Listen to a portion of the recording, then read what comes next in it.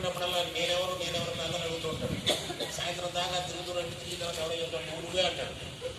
నేనేమే అనుకుంటాను మళ్ళీ చేసుకుంటే కానీ ఒక్కరోజునే లేసి వేయండి మర్చిపోతాడు.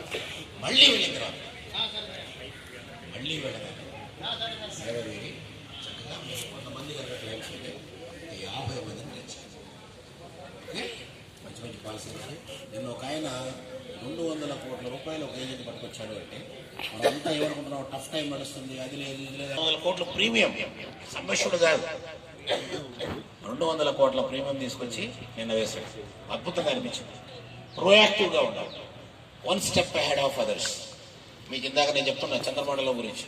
చంద్రమండలం మీద కాలు పెట్టింది ఎవరు? ఫస్ట్ నీల్ ఆర్మ్స్ట్రాంగ్ అందరూ తెలుసు.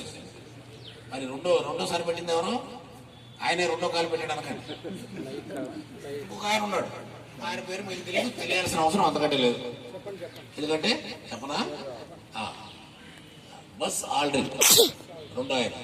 మూడో ఆయన మైకేల్ కోలిన్స్. ముగ్గురు పెట్టారు. కానీ నువ్వు మరి నీల్ ఆర్మ్స్ట్రాంగ్ ఎందుకు గుర్తుపెట్టుకున్నావు? అసలు లెక్క ఏంటో తెలుసా? ఫస్ట్ ఆయన కాదు. వినండి, చాలా ఇంట్రెస్టింగ్ స్టోరీ ఇది.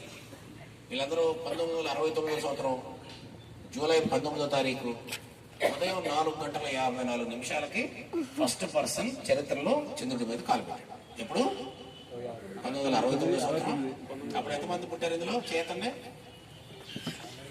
ఇదంతా చిన్న చిన్న పిల్లలే ఉంటారు, మీకు తెలిసి ఉండదు. అప్పటిదాకా అమ్మ చందమామ రావే జాబిలు రావని అడి చూడటమే. నిజంగా అక్కడ ఒకటి వెళ్ళడే మనకు తెలియదు. కానీ ఫస్ట్ ఏం చేయాలి? National aerospace and space administration ఉంటుంది, వాళ్ళు పంపించారు. నాసా వాడు అందరికీ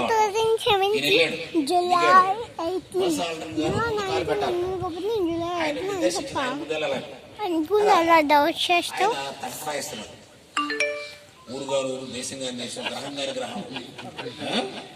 అంతే కదా. ఇప్పుడు మీరు ట్రైన్లోకి దిగేటప్పుడు మనకి హాస్పిటల్లో కాల్ పెట్టవచ్చా లేదు అనుకున్నారు ఎవరన్నా?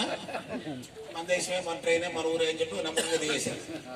ఆయన అక్కడ ఏం జరుగుతుంది ఎవడో తెలియదు. ఫస్ట్ టైం వెళ్తున్నాడు, అటపటాయిస్తున్నాడు. ఈయన అటపటాయిస్తున్నాడు.